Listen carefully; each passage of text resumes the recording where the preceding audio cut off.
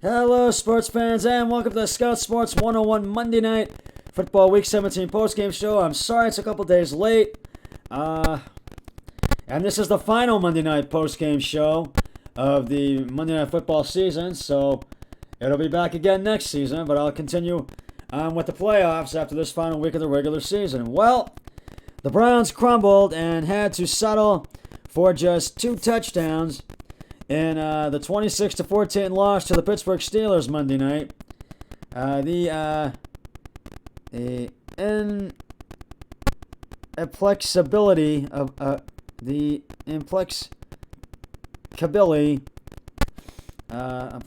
to put the game on Mayfield's. The Browns had inflexibility, to put the game on Mayfield's tattered shoulders rather than feeding running back Nick Chubb against the NFL's worst rush defense. Chubb ran 12 times for 58 yards, while Mayfield threw 37 passes, just 16 for 185 yards, with 2 touchdowns and 2 picks. Now, if anyone questions how much I want it, turn on this tape. Mayfield said, "I kept swinging. This is how I am. This is who I've always been." Mayfield plans to have surgery on his ailing left shoulder soon. And I think it's going to be this Friday, this weekend, I think. Though his erratic season made his long-term outlook murky for a team where instability at the position has been for the norm for decades. Now,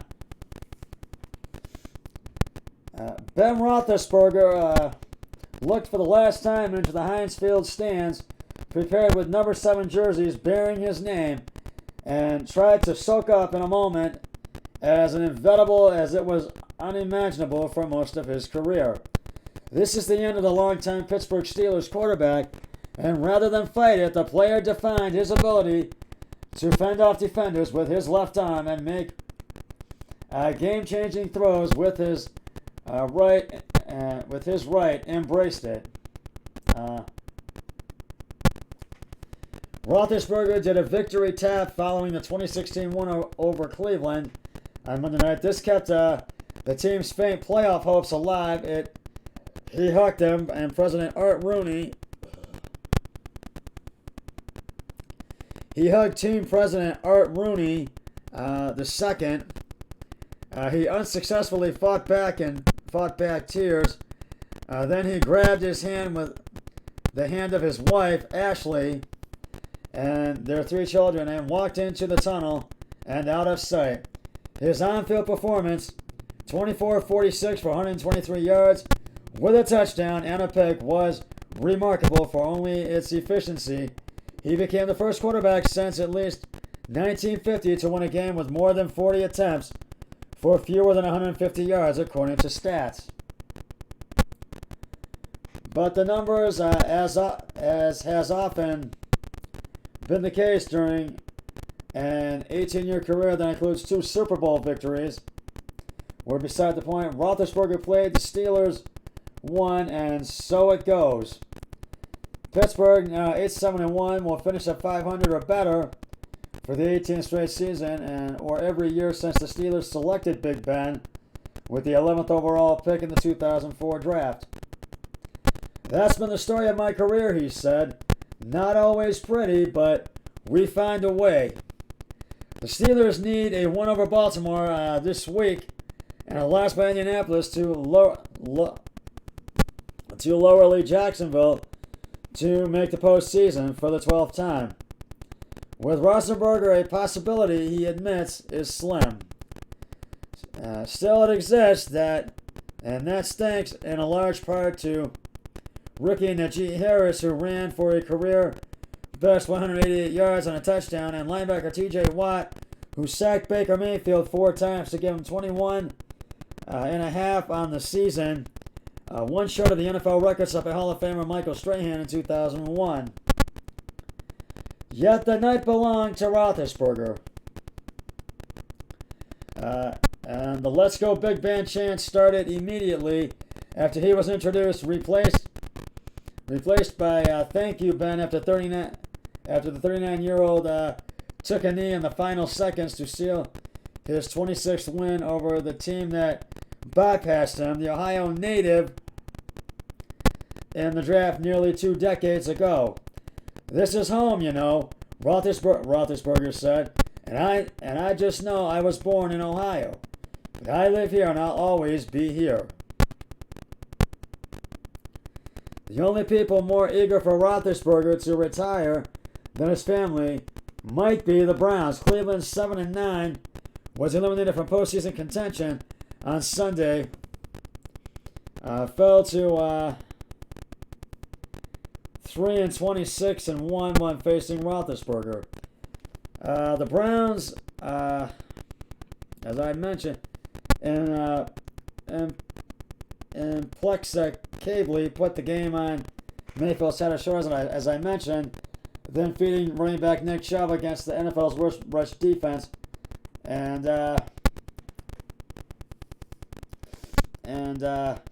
this is what I mentioned before. And things are different in Pittsburgh.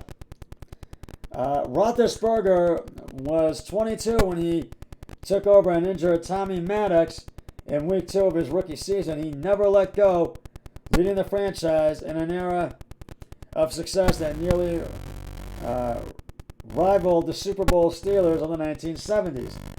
Roethlisberger admitted this week that all signs were pointing to his 18th season being his last. His tank might be running low, but it's not empty. He showed flashes, briefly anyway, of his Ben being Ben Prime. A shoulder fake, step up in the pocket. That feet didn't move on as fast, as they used to. His arm didn't deliver with the precision of the past. The field stretching heaves have been largely replaced by his dinks and dunks, designed in part to protect him behind his offensive line that isn't nearly as talented as the groups he led to the postseason with regularity. Yet there has been one consistent during Roethlisberger's career. It's been his mastery of the Browns. Roethlisberger's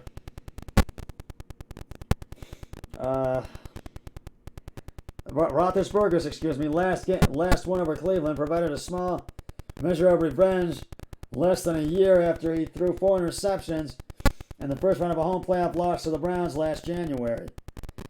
That night was supposed to be a launching point for Cleveland heading into 2021, but injuries and inconsistent play from Mayfield, among others, will force the Browns to watch the playoffs from home for the 18th time in the last 19 years. Not so for Pittsburgh, who heads into the finale of NFL's first 17-game season with something to play for. We've got another game, Roethlisberger said. We've got to keep fighting.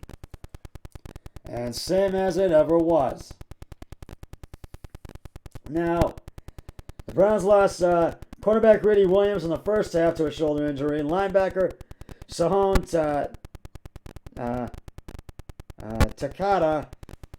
Tahaki, to a shoulder injury in the second half. Cornerback Denzel Ward excited in the third with a groin injury, further defeating a secondary and already missing starting safeties Ronnie Harrison and John Johnson. Well, Cleveland wraps up the season at home on Sunday against AFC North champion, the Cincinnati Bengals. Mayfield will be having a surgery. He is not going to play, so Case Keenum will start. And Nick Chubb may not play, so we'll have to see who is going to start in place of him. And Joe Burrow will not play, and Joe Mixon has been tested positive for COVID. So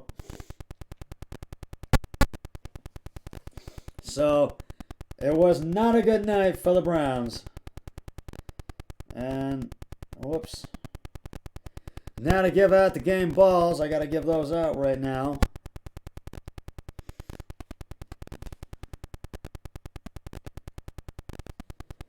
Ben Roethlisberger, 20 of 46, 123 yards, 1 touchdown, 1 interception. Najee Harris, 28 attempts, 188 yards, 1 touchdown. And Deontay Johnson, 8 receptions, 31 yards, 1 touchdown. So, Pittsburgh got the game balls. I'm sorry, Browns, that I couldn't give it to you. But now we will look ahead to Week 18. We have a couple games on Saturday. The Kansas City Chiefs will travel to Mile High to play the Denver Broncos. Dallas will travel to Lincoln Financial Field in Philly to play the Philadelphia Eagles. And on Sunday, in the early games, Pittsburgh will place Baltimore at M&T Bank Stadium in Baltimore. Cincinnati plays Cleveland here at First Energy Stadium. Green Bay will go to Detroit to play the Detroit Lions at Ford Field. The Tennessee Titans will go to Houston to play the Texans at NRG Stadium. The Indianapolis Colts will travel to Jacksonville to TIAA Bank Stadium to play the Jacksonville Jaguars. The Chicago Bears will travel to US Bank Stadium in Minneapolis to play the Minnesota Vikings. And in the final early game, the Washington football team will travel to MetLife Stadium in East Rutherford, New Jersey to play the New York Giants. In the late games, the New Orleans Saints will travel to Hard Rock Stadium in Miami to play the Dolphins. The Carolina Panthers will travel to Raymond James Stadium in Tampa to face Brady and the Bucs. The Seattle Seahawks will travel to State Farm Stadium in Glendale, Arizona to face Arizona, the Cardinals. And in the final late afternoon game, the San Francisco 49ers will travel to SoFi Stadium in Inglewood, California to face the LA Rams. And in the final Sunday night football game of the season, the LA Chargers will travel to Allegiant Stadium in Las Vegas to take on the Raiders. That's the action for Week 18 coming up. So, well, that's just about going to wrap it up for this edition of the Scott Sports 101 Monday Night Football post-game show for the final one of the 2021 season. And I will be back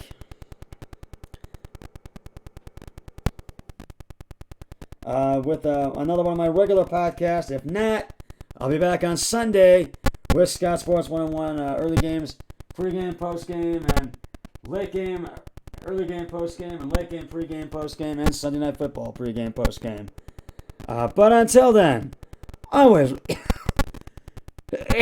always remember, be a team player each and every day in every way possible. So long, everybody. 3, 2, 1, I'm done.